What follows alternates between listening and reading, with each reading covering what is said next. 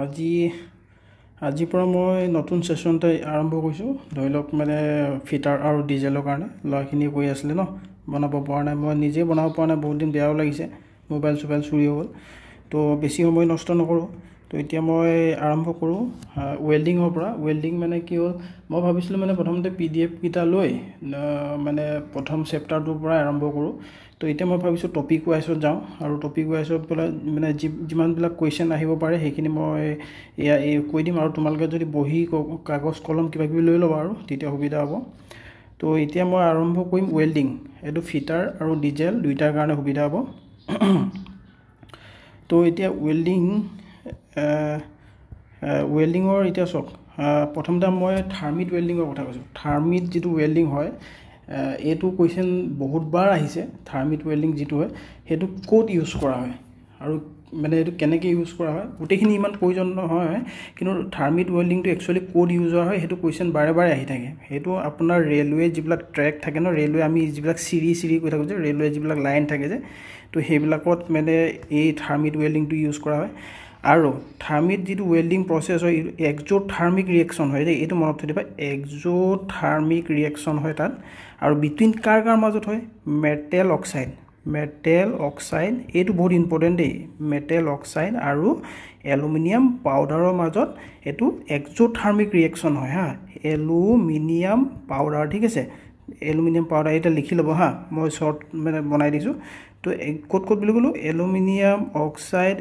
মানে কি metal oxide আৰু এলুমিনিয়াম পাউডাৰ ঠিক আছে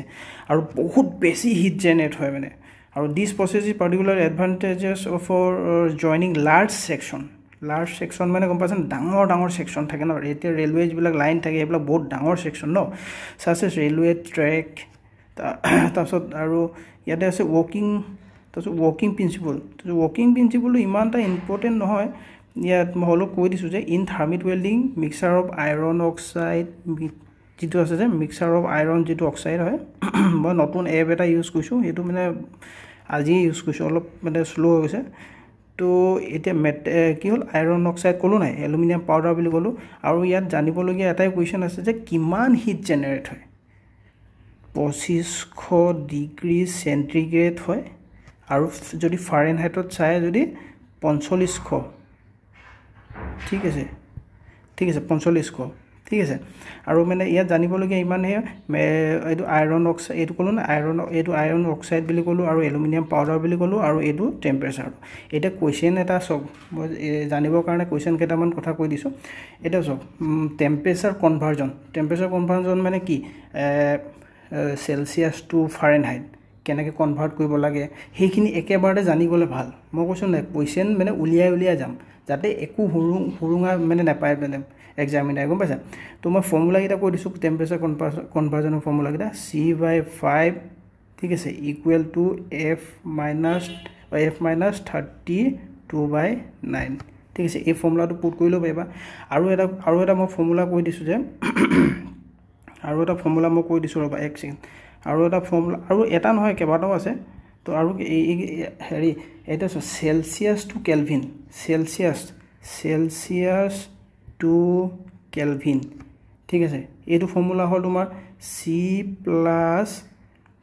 273.15 সেলসিয়াসৰ লগত এটো প্লাস কৰি দিলে তোমাৰ সেলসিয়াস টু কেলভিন মানে কেলভিনত পাই যাবা মানে ঠিক আছে আৰু কেলভিন টু সেলসিয়াস ঠিক আছে কে মানে কেলভিন ভ্যালুটো দিয়া থাকিব তো -273.15 এটো ইয়াতে ক্লিয়াৰ হল তো এতিয়া যদি আকৌ যদি ফুদে Fahrenheit to Celsius F to C ঠিক আছে এতিয়া মই F to C এবাৰ বহি লিখি লবা হা F to C তো F to C ফৰ্মুলাটো হৈছে F - ঠিক আছে 32 * 5/9 ঠিক আছে আকৌ যদি হুদে সেলসিয়াস টু ফাৰেনহাইট একেটা ফৰ্মুলা কেটা বহুত ইম্পৰ্টেন্ট হয় একেবাৰতে ক্লিয়াৰ কৰি যাব লাগে C * 9/5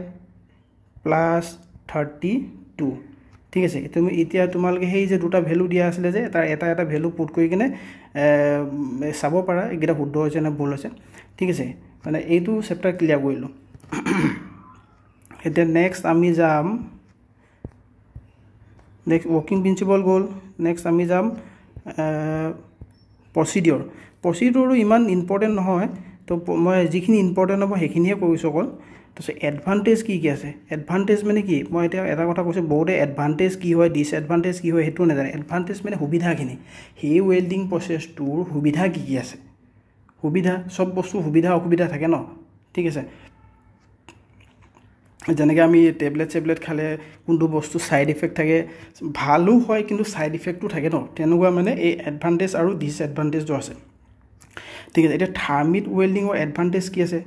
ability to produce high quality weld that are strong and durable so suitable for welding large section এইটো বহুত important suitable for welding large section large মানে ডাঙৰ সেকশন ডাঙৰ welding কৰিব পাৰে মানে একে লগতে বহুত ডাঙৰ তাৰপিছত সাসে উদাহৰণস্বৰূপে কৈছে ৰেলৱে ট্ৰেক্স ঠিক আছে নেক্সট কৈছে পোৰ্টেবল মানে কি জান নাই মোবাইল মানে কি লৈ ফুৰিব পাৰি বস্তুটো লৈ ফুৰিব পাৰি এটা ওয়েল্ডিং ট্ৰেক আমি ৰেলৱে সিৰি বুলি কৈছো সিৰি বুলি কৈছো মানুহ সচৰাচৰ তেনেকৈ ক'লে বুজি পায় মই গুটি সিৰিটোটো ওয়াৰ্কশ্বপত লৈ আহিব নোৱাৰো ন হেতু আমি য'ত বেয়া হৈছে হাবি মাজত বেয়া হৈছে হেতু আমি তাতে গৈ ওয়েল্ডিং কৰিম তো হেতু কাৰণে হেতু কয় পোৰ্টেবল বুলি কৈছে can be perform in the field without need extensive equipment ইমান মানে ইকুইপমেন্ট নালাগে বুলি কৈছে ঠিক আছে এতিয়া আমি যাম যে ডিসএডভান্টেজ কি বুলি কৈছে the process generate extremely high temperature বুলি কৈছে বহুত বেছি টেম্পারেচার জেনারেট মই অলপ আগত কৈ গলো ন কিমান ডিগ্ৰী সেন্টিগ্ৰেড আছিল 2500 ফাৰেনহাইটত কিমান আছিল 4500 একেটা মনত থৈ দিবা দেই তো তাৰপিছত কি বুলি কৈছে তো ইমান হিট জেনাৰেট হয় হেতু কাৰণে মানে কি এটো মানে কেয়াৰ মানে ভালকে মানে এটো মানে দাঙিব কৈছে কেয়াৰফুলি হ্যান্ডলিং কৰিব কৈছে তো মানে সেফটি প্ৰিকশন ল'ব কৈছে নহলে হাত চাত জ্বলি যাব তো তাৰপিছত আৰু এটা কথা কৈছে যে দা ইনিশিয়াল সেটআপ মানে সেটআপ কৰিবলৈ আৰু কোপৰা কি কানেকশন দে ইটু দে হিটু দে হেবিলাক অলপ টাইম কনজিউমিং হয় অলপ টাইম লাগে মানে হেতু কথা কৈছে তো এপ্লিকেশন কি আছে এপ্লিকেশন আছে যে thermite welding is extensively used in the railway industry for joining repairing railway tracks its ability to produce strong durable make due strong মানে হেতু কথাই হয় মানে ৰেলৱে ট্ৰেকছে আৰু ডাঙৰ লাষ্ট সেকশন দেই মন ৰাখিবলগীয়া হেগিটা কথা আছে এতিয়া মই আকৌবা ৰিভাইজ কৰি দিছো বস্তুটো প্ৰথমতে কিমান টেম্পাৰেচাৰ জেনাৰেট হৈছে হেতু ঠিক আছে আৰু এডভান্টেজ কোড আমি কোনটো সেকশনৰ জন হেৰি কৰো আৰু থাৰ্মিট ওয়েল্ডিং টো নৰমালি আমি ৰেলৱে ট্ৰেক্স বিলাকত ইউজ কৰো লাৰ্জ সেকশন হয় যিবিলাক তো হেই কেটামান পইণ্ট ইয়াৰ পৰা মনত থৈ দিবা ঠিক আছে এতিয়া আৰু মই ভিডিও বিলাক বেছি দীঘল হৈ যাব তো নেক্সট পাৰ্টত মই আকৌ বনাই আছো এটো